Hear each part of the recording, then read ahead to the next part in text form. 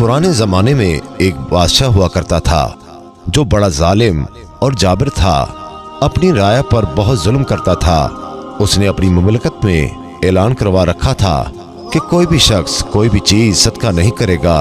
अगर किसी ने कोई चीज सदका की तो उसके हाथ काट दिए जाएंगे।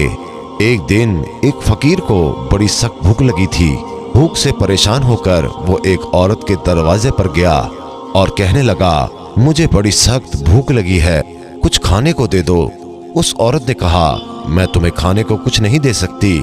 तुम्हें मालूम नहीं बादशाह ने कितना सख्त ऐलान करवा रखा है और वो भी बड़ा जालिम है।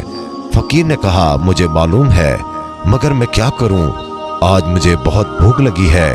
फिर उस फकीर ने औरत की मिन्नतें करना शुरू कर दी, हत्ता कि उस औरत का दिल नरम हो गया।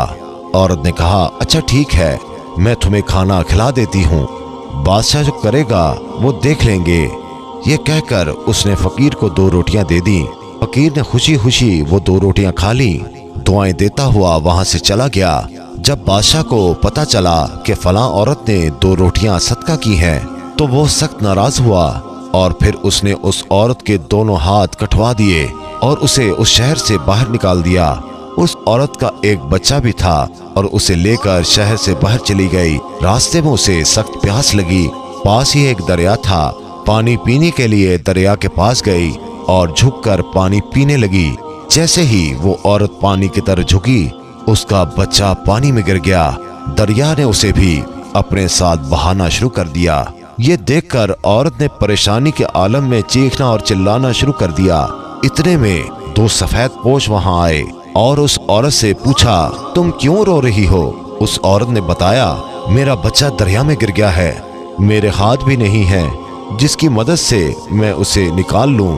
औरत की ये बात सुनकर उसमें से एक आदमी ने दरिया में गोता लगाया। थोड़ी देर बाद हाथ में नन्हे मुन्ने बच्चे को उठाए वापस बाहर निकल आए। औरत अपने बच्चे को सही सलामत देखकर खुश हो गई। अब दूसरे शख्स की बारी थी।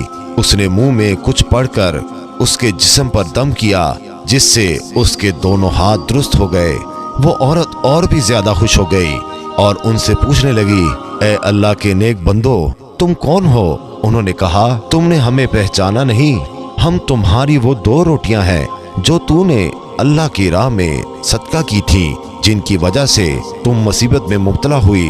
आज उन्हीं की वजह से तुम्हें मुसीबत से निजात मिल गई। तो दोस्तों, हजूर अकरम सल्लल्लाहु अलैहि वसल्लम ने इरशाद फरमाया, सदका बलाओं को टाल देता है, और ये भी फरमाया कि बखील अल्लाह का दुश्मन है और सही अल्लाह का दोस्त।